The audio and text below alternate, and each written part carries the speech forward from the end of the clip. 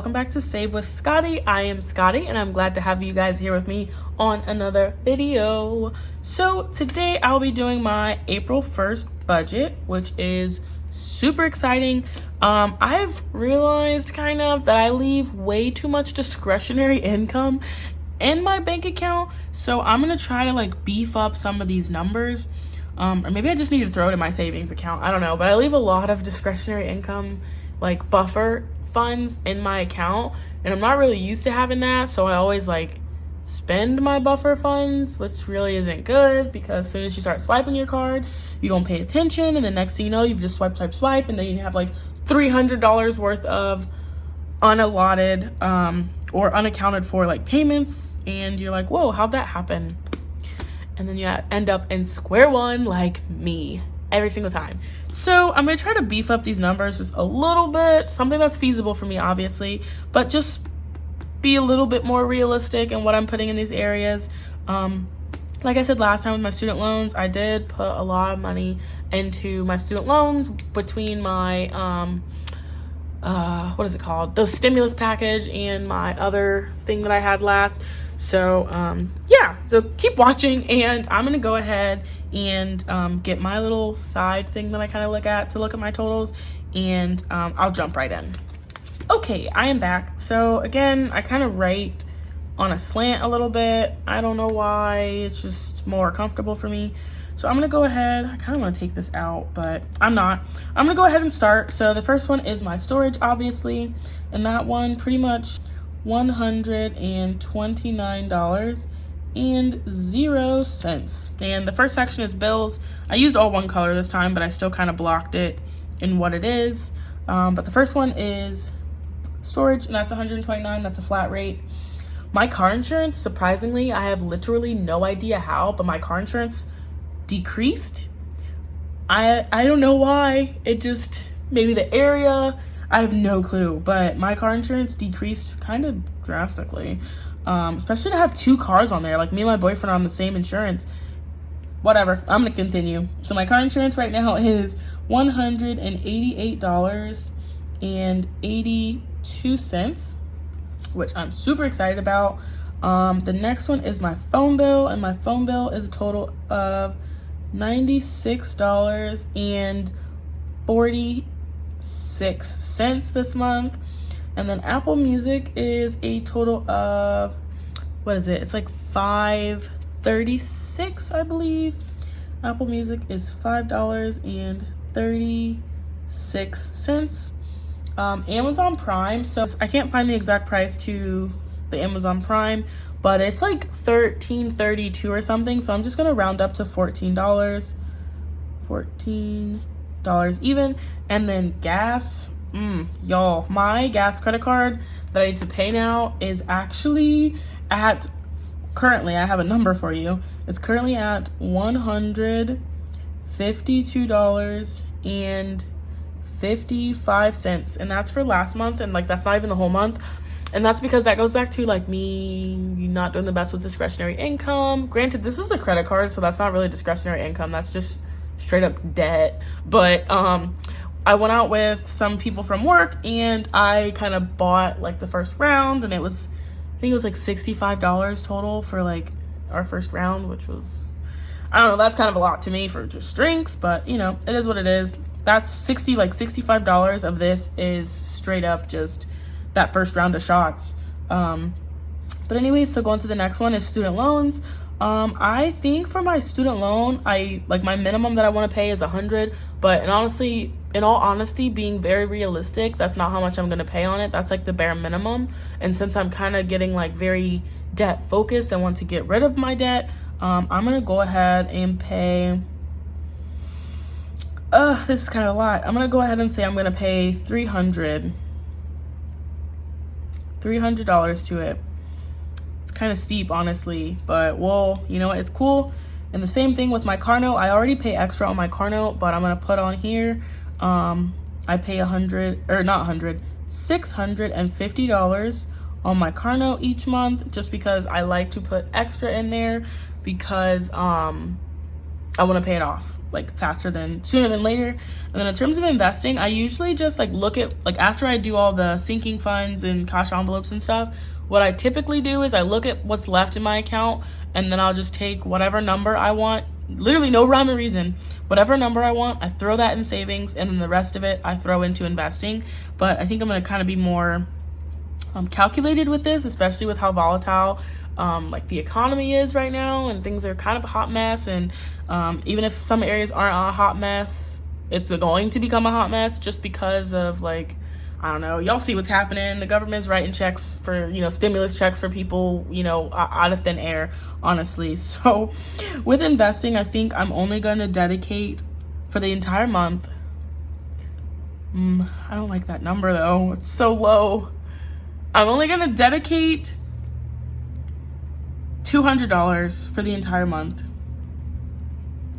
I'm going to dedicate $200 to investing. That's so low, but it's okay. I'm going to dedicate $200 to investing specifically, and then the rest that's sitting in my account, I'm going to throw it into savings, because when I see it sitting in my checking account, swipe, Starbucks, here comes your girl, let's go buy nail polish. Like, I go crazy. And so continuing with my actual sinking funds now. So going through here, my first one is living room. And I think I was giving it, what was I giving it before? I think originally I was giving it 25, and then I dropped it to 20. So for living room, I'm gonna go ahead for the 1st and the 15th. I'm going to go ahead and put in, let's put in $30. That's a random number. Boom, 30. That's for insurance. Same thing for living room. I think living room's technically my biggest fund. I'm gonna do the same thing. And then I'm also gonna do 30 for master bedroom, just because, like, why not? 30 for master bedroom. These are my 3 largest funds in my house funds. But I'll do $30 and it'll get $60 a month essentially. And that doesn't include any like miscellaneous checks or deposits that I get. So continuing down to household supplies. Household supplies usually gets $5. I'm gonna go on and double that, and I'm gonna put $10 in it, just for the sake of adding more money to it. The next one is groceries. I don't really want to go too crazy on groceries, just because, like, I'm one person. By the time I move in my house, like, probably still gonna be one person. Like, I don't know, maybe I'll have a husband. I don't know, my boyfriend, if you're watching this. Figure it out. But no, honestly, I'm just one person, so I don't want to go too crazy on this. Previously, groceries was getting a total of $10. In all honesty, I think I'm gonna leave it there. I like just leaving, like, that's not a fund I need to really stock for, $10 is plenty. Decor typically got $5, but honestly, I think I'm gonna put 10 in it from now on. And if you guys are wondering, I do believe those are my lowest ones. I think the next lowest one is repairs. Yeah, honestly, they kind of all are. So the next one is first month expenses. I've been kind of going back and forth on my documents, whether it's bills or expenses, but it's actually first month's expenses. It's not first month's bills, because I'm paying, it's like the connectivity fees. Those are expenses. Those aren't actual bills. So first month expenses typically gets $10. I don't think this is going to be a huge fund, honestly. So I think I'm going to leave it at 10. Yeah, I think I'm going to leave it at 10, just because I don't really think this is going to be a huge fund. Like, the big ones that are variable are like insurance, living room, master bedroom. Like, those are huge. Like, those are going to be big. Kitchen, that one's probably going to be pretty big. So in kitchen typically got, how much did kitchen get? Kitchen typically got $15. I'm going to bump that to 25, just because I definitely want a KitchenAid. I want like a big, like one of those big mixers, and I kind of want a pink one too, honestly. If I'm being honest, I kind of want a pink one. And those big KitchenAid like mixers with all the attachments are very expensive. So for the sake of investing in that, I'm gonna put that at $25. The next one is taxes. Taxes typically got $15. Again, these are probably gonna change. So insurance and taxes are probably gonna go away, honestly, and I think I'm gonna make it closing costs. So I think I'm gonna get rid of insurance and taxes and just make a fund called closing costs, and just, you know, do that from there in my house fund. But for now, since I still have it, taxes will be, it was getting 15. I think I'm gonna do 30. Why not? Let's go 30. $30. And then last but not least, repairs. Repairs usually gets $10, and we're gonna bump that sucker up to 20. I kind of want a newer house, so I don't really need too much in repairs, knock on wood. But yeah, so that pretty much closes out my house funds. Now going into my emergency fund, I previously was only putting, what was I putting in there?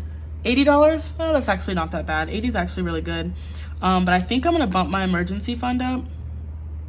I'm gonna bump that up to 120 because I want to fully fund it. Like, I want to have the money set aside, and I will for sure, I know I said this last time, but I will for sure be getting a miscellaneous deposit. I guess it's not really miscellaneous if you kind of know what it's from, but I for sure will be getting a miscellaneous deposit, and a large chunk of that will be going into my emergency fund because I would like to fully fund it. And then once my emergency fund is fully funded, I'm going to take it and put it in the bank and just like leave it there, and then probably only keep about $500 in my cash envelope and just leave it there, you know. So I guess I'll technically have $3,500 in my emergency fund because I'm going to put the $3,000 in the bank and then just leave $500 in the envelope for like on-hand cash. But so emergency, I said I was going to do 120. Awesome. And then travel typically got $30. Like I said, I have a trip coming up here soon, so I think 30 is pretty generous, but we're gonna bump it up to 40 because I want to. So the next one is gifts, and gifts typically got $20. I don't really want to buy gifts, so we're gonna leave that sucker at 20. I don't really want to fatten that fund up, honestly. I just want to leave gifts pretty even keel. The next one is college, and college typically got 10. Yikes, that's kind of low. College typically got 10. For this month, you know what? We're gonna just jump. We're gonna jump. Do we want to jump? Yep, we jumping. We're jumping to 30. Woo, tripled. And the next one is hygiene. Again, hygiene, I don't need too much, but I know I'm about to dip in it this month, for sure dipping into it. So I'm going to add a little more to kind of compensate for what I'm taking.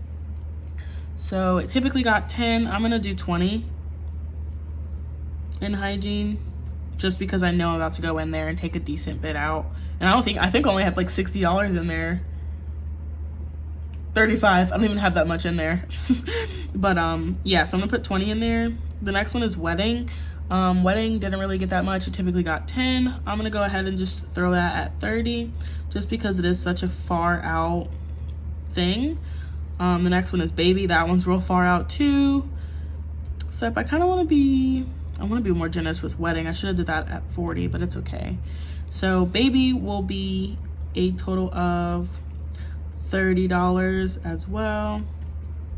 And then holidays, holidays typically got 10. I'm gonna go ahead and do 20 this time, just for the sake of doing it. And then the last sinking fund, beauty / lux, that one got 10, and we're gonna go ahead and do 20 as well.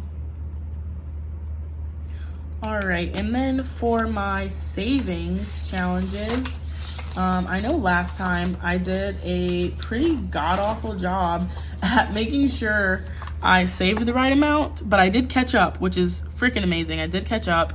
Prior to this video, I did not figure out how much I need to put in, so I'm gonna do that real quick right now, and then I will give you guys the total that I'm putting into both of my savings challenges, the 365 as well as the paycheck challenge. So 1 second. Okay guys, so I am back, and I calculated this up and realized, or see, that week 17, which is this one right here, will be what we end. That'll be like May 1st is on a Saturday, so that'll be the end of April. So the weeks 12, 13, 14, 15, 16, and 17 is what I'll be doing for my 365 challenge. And then April 1st and April 15th is what I'll be doing for my paycheck challenge. And so to total it up, for the 365 challenge, that's going to be a total of $79.45 because we do the 28.35 plus 30.80, and then we go back to 140, 385, 630, 875, and we add all that up, and that is what the 79.45 is. And then for the paycheck challenge, the 21 plus the 24 is just 45. So to combine both of those savings challenges, I'll be putting a total of $124.45 into my little jar for my savings challenge. And that's for the entire month. That's not what I'm going to be doing each stuffing. That's for the entire month of savings challenges. So super excited for that. And then I'm going to go ahead and actually total all this up and see what I have kind of allotted myself or project myself to pay in bills and sinking funds, not including the miscellaneous deposit, for the month of April. Okay, so I have completed this and the number is kind of outrageous, but in a good way, because this is all savings and like the minimal bills that I have, but this is all savings, so that's good. So the total for this is pushing 3,000, but you know, it's cool. The total is $930.64.